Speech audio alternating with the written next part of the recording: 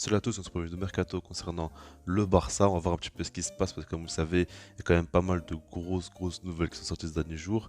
J'ai pas pu en faire une vidéo directement, là maintenant je suis disponible.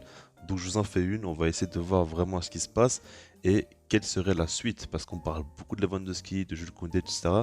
Mais peut-être qu'il faudrait un peu plus se poser et réfléchir pour comprendre qu'est-ce que le Barça doit faire. Donc déjà, la priorité, le sujet principal, c'est le fait est que le 16 juin, ce fameux jeudi, il y a eu une réunion pour obtenir les prêts financiers. Et le Barça a donc réussi à avoir l'accord, enfin surtout Laporta, je pense qu'il a vraiment réussi à convaincre les socios de donner l'accord, le feu vert pour pouvoir acquérir ces prêts financiers. On parle de jusqu'à 800 millions d'euros, c'est quand même monstrueux comme somme. Alors on va pas rentrer dans le détail parce que je pense pas forcément que c'est très intéressant et je pense surtout que vous avez déjà vu d'où viennent les montants, etc. Mais du coup, ce qui est intéressant, c'est qu'à court terme, le Barça est très bien. Ils pourront potentiellement sortir du fair play financier et du coup dépenser des sommes sur le mercato. Après, il y a toujours la masse salariale qui pose un petit peu problème, mais le Barça a clairement ce qu'il faut en main pour pouvoir sortir de cette situation qui est compliquée. Et maintenant, le Barça pourra accélérer sur le mercato et faire des transferts. L'idée est vraiment de faire un maximum de transferts avant la pré-saison pour que Xavi puisse vraiment avoir tous ses joueurs à disposition, en tout cas la grande partie, et déjà essayer de tester des petites choses avec eux et les faire comprendre le système de jeu qui sera mis en place la saison prochaine. Donc du coup, on a hâte de voir comment ça se passe. Maintenant, il y a quand même des petits problèmes dans le sens où aujourd'hui, tout le monde est au courant que le Barça a obtenu de si gros prêts financiers et du coup, les clubs qui seront, on va dire, en négociation avec le Barça pour des joueurs, bah, ils pourront dire, ou en tout cas faire comprendre que le Barça a les moyens, donc il faudra peut-être payer plus cher. Et par rapport aux négociations, c'est un petit frein peut-être pour le Barça. Maintenant, il va falloir quand même bien gérer ça et je pense qu'on a quand même une direction assez sérieuse qui pourra quand même faire le taf là-dessus. Après, ce qu'il faut aussi dire, c'est que, ok, le Barça a l'argent, maintenant il va falloir convaincre les joueurs. J'ai pas l'impression que c'est forcément un problème, mais les clubs aussi de laisser partir leurs joueurs, et c'est pas toujours simple non plus. Et puis surtout, il va falloir faire les bons choix. Et pour faire les bons choix, selon moi, il faut s'appuyer sur Xavi. Alors en fait, on sait très bien que depuis que Xavi est arrivé, il a quand même beaucoup plus son mot à dire que les précédents coachs par rapport au transfert, etc. On sait qu'on lui fait quand même beaucoup confiance et que Laporta a voulu faire de Xavi donc son coach durant son mandat. Maintenant, c'est le cas, il veut s'appuyer sur lui et il veut qu'il reste quand même de longues années au Barça. Pour ça, il va falloir vraiment installer un beau projet. On sait très bien que la saison passée, l'effectif était catastrophique. Quand il est arrivé, on a vu qu'il y avait pas mal de lacunes, beaucoup de joueurs blessés, etc. Une équipe qui était au fond du trou mentalement, qui venait de perdre Léo Messi. Il arrive en pleine saison comme ça.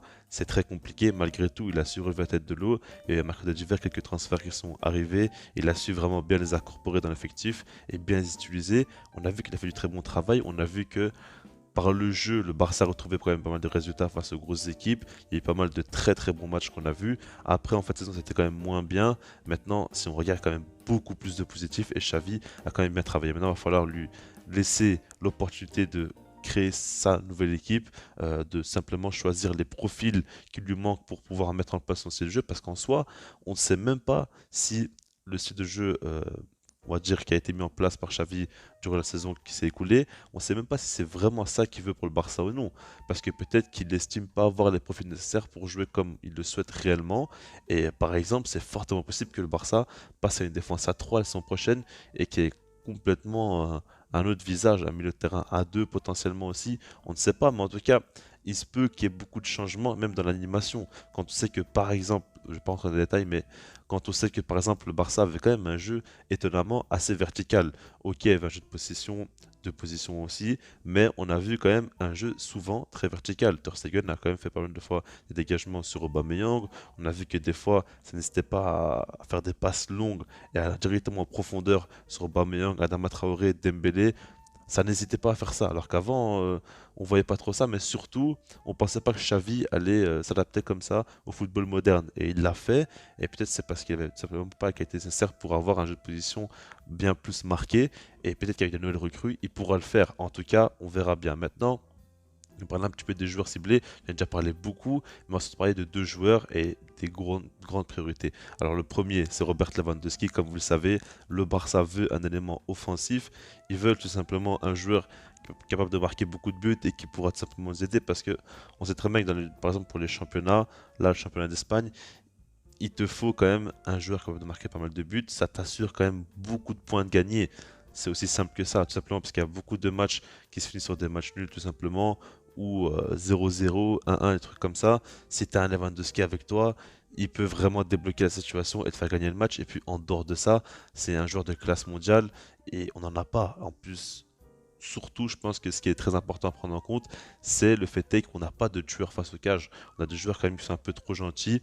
Et Lewandowski, s'il vient, il n'en faut pas deux pour marquer, tout simplement. Et là, c'est quand même une valeur sûre, ça fait quand même beaucoup de bien effectif. Alors, le joueur, il va tout prévenir, il a fait comprendre publiquement qu'il veut quitter le Bayern Munich, il a fait sous-entendre qu'il veut rejoindre le Barça. On a très bien compris les choses, comment elles se déroulent. Et le problème, c'est le Bayern, quoi. Est-ce qu'ils vont le laisser partir ou non?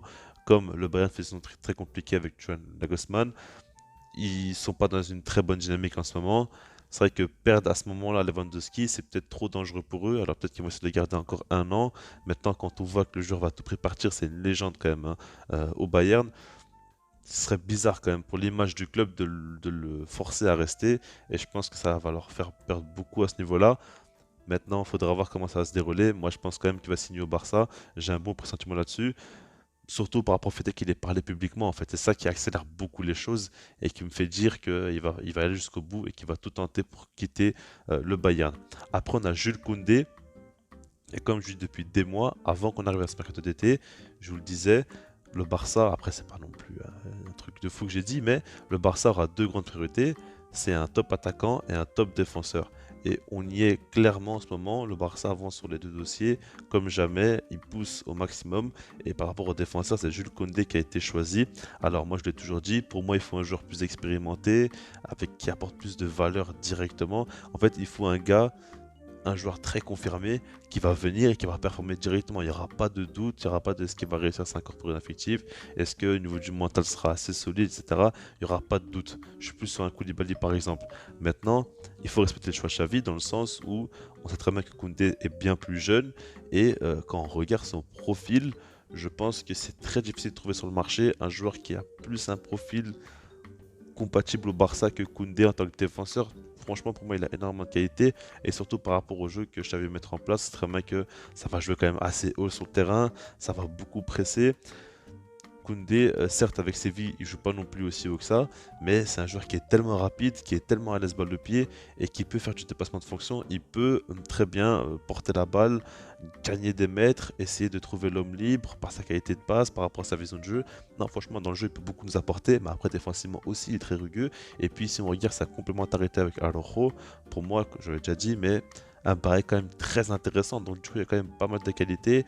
Pour moi, c'est le seul véritable défaut, c'est par rapport à l'expérience encore. Par rapport au fait qu'il n'a pas encore non plus tant prouvé que ça au niveau, par exemple, l'équipe de France a beaucoup de difficultés. Alors, certes, il est balayé un peu sur le poste de latéral droit, etc.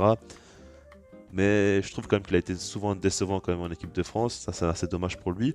Mais après, comme je l'avais dit en début de vidéo, c'est possible que Xavi passe dans une défense à 3. Et Koundé, dans ce registre-là, il excelle clairement et il pourrait beaucoup apporter. Je pense même que c'est là où on pourra tirer le meilleur de lui-même, tout simplement. Et du coup, il faudra voir comment il sera utilisé. Mais en tout cas, Koundé, pour moi, serait quand même un coût intelligent. Après, le problème, c'est le coût. On parle de 60 à 70 millions d'euros plus un joueur. On parle notamment de Dest. Moi, j'ai vraiment pas envie que Dest parte, donc ça me dérangerait beaucoup. Mais vous avez compris l'idée, quoi. On parle quand même d'une très grosse somme pour Jules Koundé. Et va falloir voir si c'est faisable ou non. Et puis surtout, il y a le côté profil. Ok, maintenant, moi, ce que je me dis, c'est si le Barça dépense 60 à 70 millions, voire même un peu plus pour Jules Koundé, ben, pourquoi pas prendre un top défenseur, par exemple un Skriniar, on le voit, il va signer normalement pour 70 millions d'euros au PSG, pourquoi pas le prendre lui? Vous voyez, un top défenseur quand même qui a déjà plus prouvé. Après Skriniar, c'est pas non plus incroyable en Ligue des Champions, etc. Mais vous avez compris l'idée. Moi, je pense par exemple à un De Ligt, même si qui n'est pas non plus une pente très ascendante actuellement. Je pense que pour un si gros prix, on peut quand même avoir un joueur avec plus de certitude, tout simplement. Après ça, c'est à voir. Je me donne quoi ça s'en penser notamment. Et puis sinon, moi, je vous dis peace.